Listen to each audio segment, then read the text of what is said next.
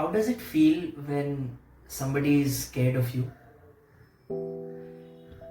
I know you didn't do anything, but you could have just scared that woman a little more and she would have just run away instead of calling the police, right? I'm sorry. That was very stupid. But I just said this because I wanted to experience this once in my life.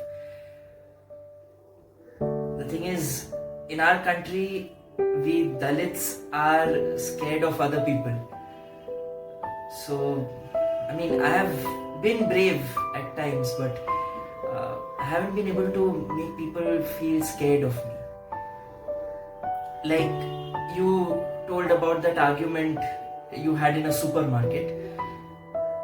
When I saw a similar supermarket in my locality, I didn't even have the courage to go inside.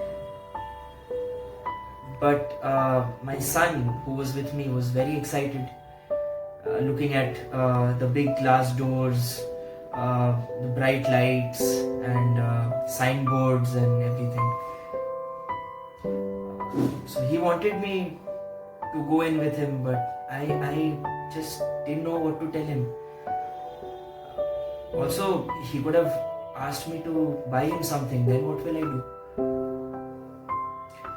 I looked at a security guard standing outside. There are buildings where I go to collect clothes for laundry. Those buildings also have same guards. They always stop me before letting me go inside and ask me a lot of questions, why, where I want to go, why, what. Every week they see me, still they ask. So I told my son, I said, see, there is another guard here. He will again ask many questions. Let's forget it and just go home. He said, he will ask, you will answer. That is what you always do. I didn't know what to say, so we had to go in. The guard also didn't say anything. Now, as we entered, I held my son's hand very tightly because I didn't want him to run around or go near any of the things. I had 50 rupees in my pocket and I had to buy vegetables before going home also. So I could spend a maximum of 20 from there. But my plan was to spend 0. So I'm holding him. There was this AC turned on there, but I was still sweating more than ever. As we kept moving inwards, everyone kept staring at us. I knew this was going to happen, but it kind of reminded me of the ancient times when the upper caste would take a bath even if we got in the same room as them. So we were walking in and I just could not look up, look at the people. I was just looking down and my son was constantly very, very restless, and suddenly my grip got a little loose.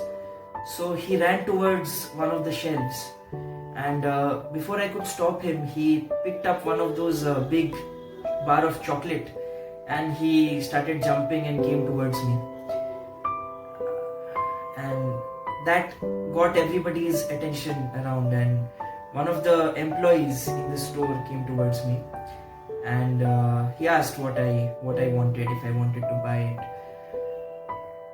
Now, he asked that to everybody, but I could understand that his tone was slightly different with me. I took the chocolate from my son's hand and I was going to keep it. But before I could do any of that, he just pointed it at it and told me, that is 35 rupees. And I did not like that. It was not about some ego, because he was right. 35 rupees for a chocolate is too much for me. But the moment he said that, my son got very nervous and scared, and I could see him getting very silent and coming close towards me, and I just felt that it is important for me to give him a future where he shouldn't be afraid of going where he wants or buying what he wants, or he just shouldn't feel like that. Nobody should make him feel like that. So I just took that bar of chocolate and I went to the cash counter. I stood in line for around 20 minutes for just one piece of chocolate. The guy at the counter also kind of gave me a taunting smile when he saw me take out the only 50 rupee note that I had in my wallet. But I just saw my son smiling, and that is all I cared about. That day I was hero for him, and that is all that mattered. As for feeling strong, yeah, I felt very strong, and I just hope my son will feel stronger when he grows up and probably even make people scared of him. With authority, he will do that.